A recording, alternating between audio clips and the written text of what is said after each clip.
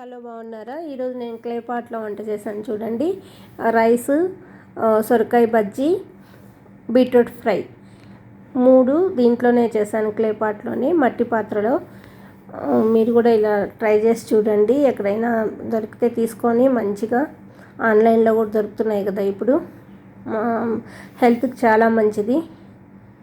అందుకని చూడండి, ఆపేసిన తర్వాత కూడా బబుల్స్ ఎలా వస్తున్నాయో చాలా మంచిది. దీంట్లో నెక్స్ట్ డే మార్నింగ్ దాకా కూడా చెడిపోకుండా అలాగే ఉంటుంది. అంటే ఇది కుక్ చేసి అలాగే ఉంచేసుకోవచ్చు అనమాట.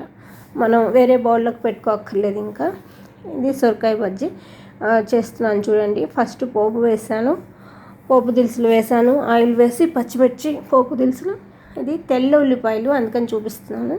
తెల్ల ఉల్లిపాయలు 2 తరిగాను, సొరకాయ ముక్కలు అన్నీ వేసేసి కొంచెం పసుపు, కొంచెం సాల్ట్, అంటే త్వరగా మగ్గడానికి మనం పసుపు ఉప్పు వేస్తాం కదా, వేసేసి బాగా మిక్స్ చేసుకొని మూత పెట్టేసేయాలన్నమాట. ఇది ఫస్ట్ వేడెక్కడానికి కొంచెం టైం పడుతుంది, కానీ కుకింగ్ చాలా ఈజీ అండి. నేను సమ్మర్ అంతా దీంట్లోనే చేస్తున్నాను. చూసారా, మూత పెట్టేశాను. ఒక 5-10 మినిట్స్కి అసలు కుక్ అయిపోయి ఉంటుంది బాగా. పక్క దాంట్లో బీట్రూట్ ఫ్రై పెట్టాను. బీట్రూట్ సన్నగా తరుక్కొని పోపు వేసి బీట్రూట్ ముక్కలు వేసేసి మూత పెట్టాను. మగ్గిపోయింది, అంటే ఫ్రై అయిపోయింది. బాగా మిక్స్ చేసుకొని ఇప్పుడు నేను కూర పొడి, అంటే సాంబార్ పొడి వేస్తాను దీంట్లో. కూరకి సాంబార్కి నేను ఒకటే పొడి యూస్ చేస్తాను అనమాట. చూసారా, మంచిగా వేగిపోయింది.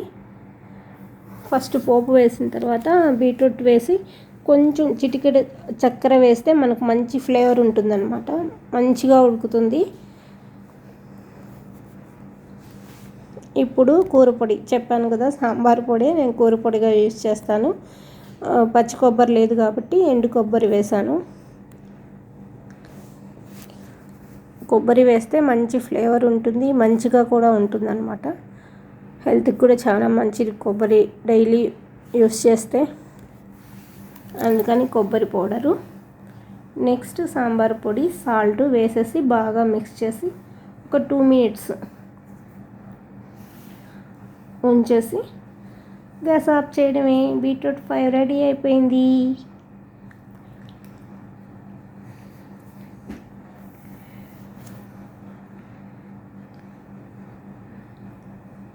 ఫస్ట్ మా ఇంట్లో తినేవాళ్ళు కాదు, ఇప్పుడు బీట్రూట్ ఫ్రై ఏది చేసిన బీట్రూట్తో ఫ్యాన్స్ అయిపోయారు, బాగా తింటారనమాట. ఇప్పుడు ఈ క్లేపాట్లో చూడండి ఎంత అందంగా కనిపిస్తుందో, పింక్గా రెడ్డిష్గా. ఇప్పుడు ఇది సొరకాయ చూద్దాము. చూసారా, ఫుల్గా ఉన్నది, సగం అయిపోయింది, అంటే బాగా కుక్ అయిపోయింది. ఇంకొక 5 మినిట్స్ ఉడికిందంటే రెడీ అయిపోతుంది.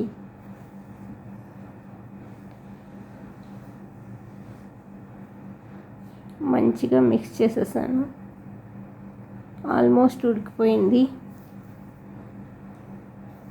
మనం ఆల్రెడీ ఉప్పు కారం వేసాం కదా, ఇప్పుడు మనం కొంచెం పచ్చిమిర్చి పేస్టు,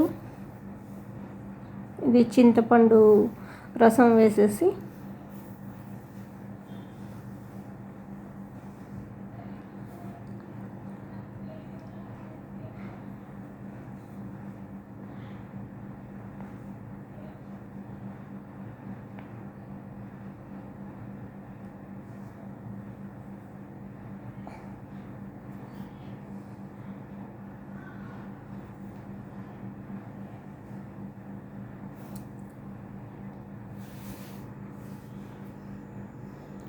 చింతపండు గుజ్జు తీసి వేసాను.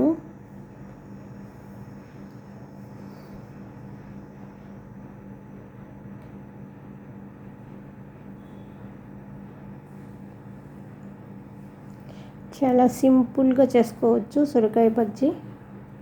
పప్పు వేయకుండా ఇలా చేసుకుంటే చాలా బాగుంటుందన్నమాట. పప్పు వేస్తే ఒక టేస్ట్, ఇలా ఒక టేస్ట్, ఒకసారి అలా ఒకసారి ఇలా చేసుకోవచ్చు అన్నమాట. చింతపండు గుజ్జు కూడా వేసేసాను.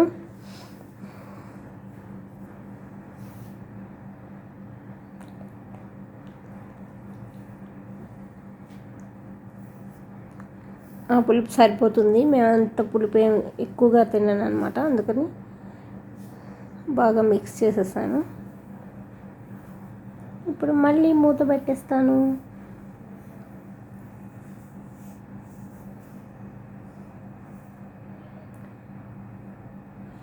ఇప్పుడు చింతపండు పులుపులో ఉడికితే రెడీ అయిపోయిందనమాట.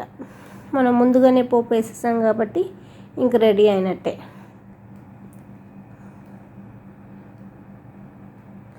సాంబార్ పొడి, కొంచెం బెల్లం, కొంచెం సాల్ట్ వేసేసి మూత పెట్టేసాను.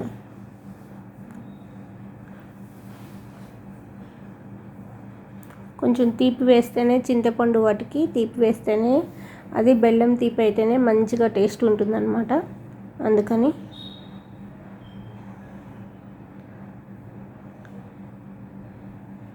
ఇప్పుడు ఒక 5 మినిట్స్ ఉడికిస్తే అయిపోయింది.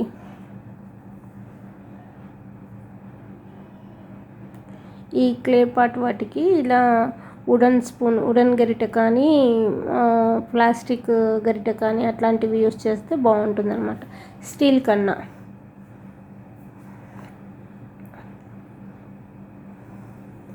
మూత పెట్టేసాను, ఒక 5 మినిట్స్లో రెడీ అయిపోతుంది.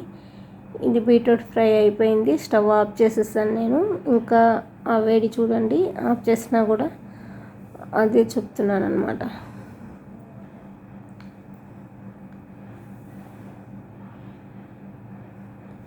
ఇలా చేసుకుంటే బీట్రూట్ ఫ్రై కూడా చాలా బాగుంటుంది. మసాలాలు ఎక్కువ లేకుండా డైలీ చేసుకునే వంటలు ఇలాగే చేసుకుంటే చాలా బాగుంటుంది అనమాట. అన్నం రెడీ అయిపోయింది, లంచ్ టైం కూడా అయిపోయింది, ఆకలేసేస్తుంది. ఇంక మనం తినేద్దాం. ఈ వీడియో మీకు నచ్చినట్లయితే లైక్ చేయండి, షేర్ చేయండి, సబ్స్క్రైబ్ చేయండి. Thank you, bye.